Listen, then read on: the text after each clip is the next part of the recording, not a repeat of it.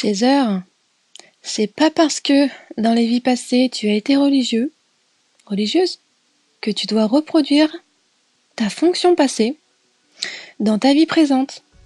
En général, on ne revit pas pour reproduire les mêmes choses, mais pour les transcender. Et je ne dis pas que la religion est à transcender, mais que tu n'es pas forcément censé revivre ta solitude sentimentale, affective et sexuelle dans cette vie-ci. Que tu peux très bien avoir des croyances religieuses en étant pleinement épanoui dans cette époque. Ne dit-on pas qu'il faut vivre avec son temps? Non, c'est vrai, je crois que dans la religion, on dit pas ça. Mauvais exemple. Alors, tu l'auras peut-être compris, dans cet audio, je vais diviser en 2 catégories les flammes jumelles. Enfin, c'est pas moi qui va diviser en 2, c'est certaines personnes vont se reconnaître et apprécier ce que je dis, et l'autre catégorie va me détester. Alors pour savoir dans quelle catégorie tu vas, il suffit juste de te demander si tu vois les flammes jumelles comme quelque chose de religieux, ou si tu vois les flammes jumelles comme quelque chose de spirituel. Voilà, à partir de ce moment-là, tu vas savoir dans quelle catégorie te mettre. Et tu vas vite comprendre dans quelle catégorie moi je me mets. Non, c'est pas quelle catégorie je me mets, c'est dans quelle catégorie je crois que les flammes jumelles sont.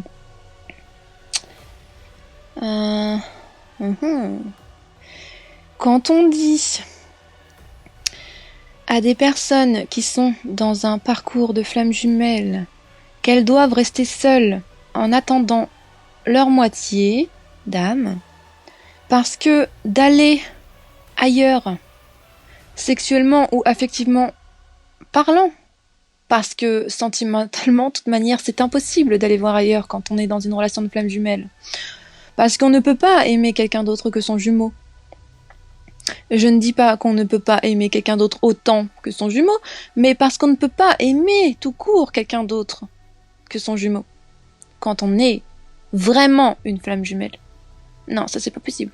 Qui c'est qui dit ça? C'est moi? Non, c'est pas moi. Bah non, c'est pas moi. Bien sûr que non, c'est pas moi. Alors, déjà, je rappelle que moi je ne suis rien en fait dans l'histoire, je ne suis rien du tout. Mais que je suis là juste de façon neutre en fait pour expliquer les choses. Je ne suis pas persuadée qu'il faille rester seule. Tout comme je ne suis pas persuadée qu'il faille aller voir ailleurs. Je ne suis persuadée de rien du tout. En revanche, je suis persuadée d'une chose, c'est d'être persuadée de rien du tout. Bon. Déjà, si tu as ton jumeau H24 dans la tête, dis-moi comment pourrais-tu avoir envie de partager ta vie avec quelqu'un d'autre que lui? Dis-moi. Donc du coup, si tu vas voir quelqu'un d'autre, ce n'est pas pour partager quelque chose amoureusement avec lui, partager la vie, ce qui est indispensable à l'être humain, d'aimer et d'être aimé. Non, si tu vas voir quelqu'un d'autre, du coup, c'est juste pour satisfaire un besoin sexuel ou affectif. Parce que ton jumeau te manque. Alors là, je suis d'accord, c'est pas très glorieux en fait.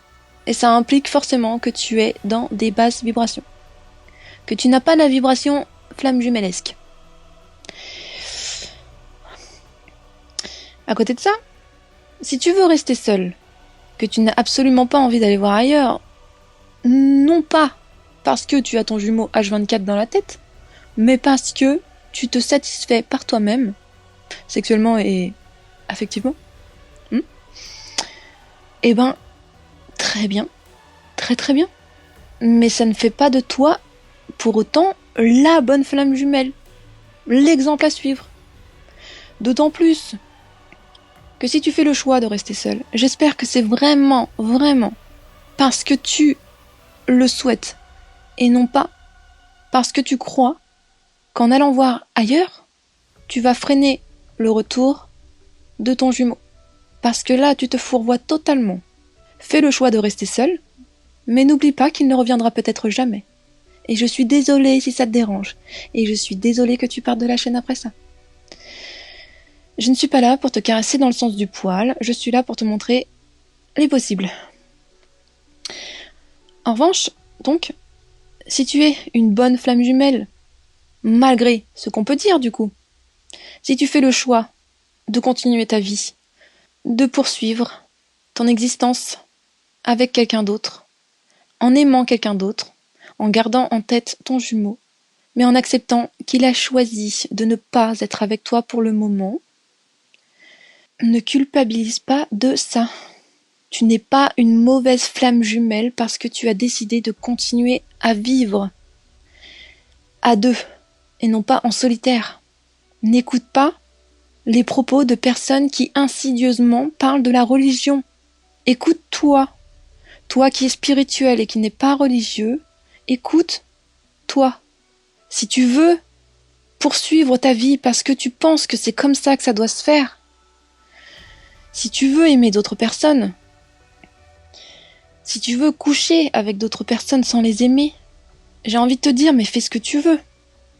Parce que, de toute manière, si tu ne dois pas le faire, si la source ne veut pas que tu le fasses, elle va te bloquer. Et il y a deux possibilités. Donc, soit elle te bloque parce que tu n'as pas le droit d'aller voir ailleurs et que tu dois attendre ton jumeau, ou alors, est-ce qu'elle te bloque parce que, avant d'aller t'amuser, tu dois travailler sur toi, continuer ton travail, comme un bon travailleur de lumière doit le faire, et pas seulement une flamme jumelle. J'ai parlé de deux possibilités, mais en fait, il y en a d'autres, mais j'ai que celle-là en tête pour le moment. Donc, tu fais bien ce que tu veux de tes fesses. Si tu veux rester seul, tu restes seul. Si tu veux aller voir ailleurs, tu vas voir ailleurs. Mais ce que je n'accepte pas bien, en fait, c'est qu'on dise qu'une bonne flamme jumelle est une flamme jumelle qui reste chaste. Parce que ça pue la religion. Alors qu'avant tout, pour moi, les flammes jumelles, c'est la spiritualité. Et il n'y a pas ce genre de propos dans la spiritualité, selon moi. Moi qui ne suis rien. Je te le rappelle.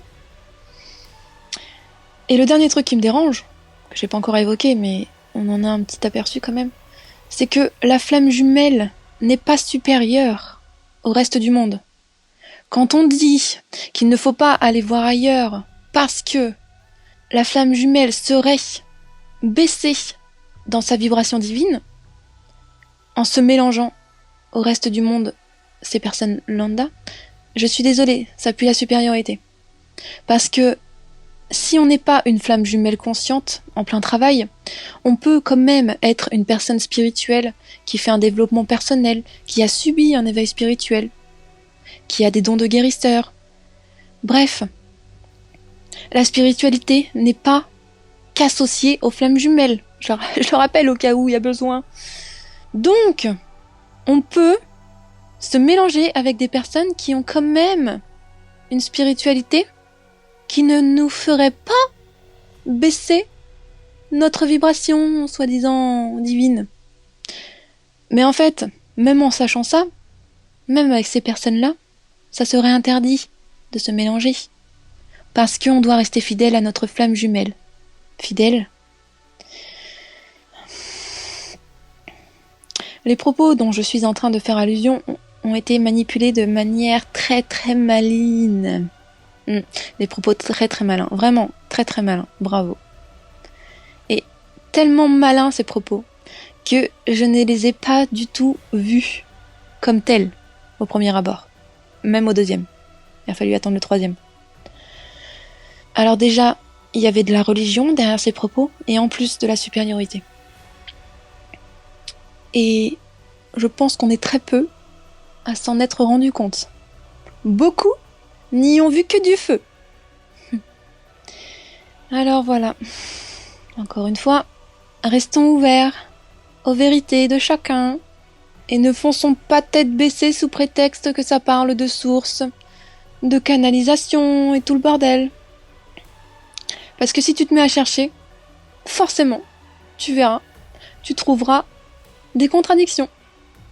Parce que personne ne détient la vérité. Donc, restons ouverts. et faisons juste ce que nous souhaitons sans être influencés par qui que ce soit. Vis ta vie comme tu l'entends, du moment que tu es en accord avec toi-même, avec tes valeurs, avec tes souhaits, avec ton amour. Point barre. Salut.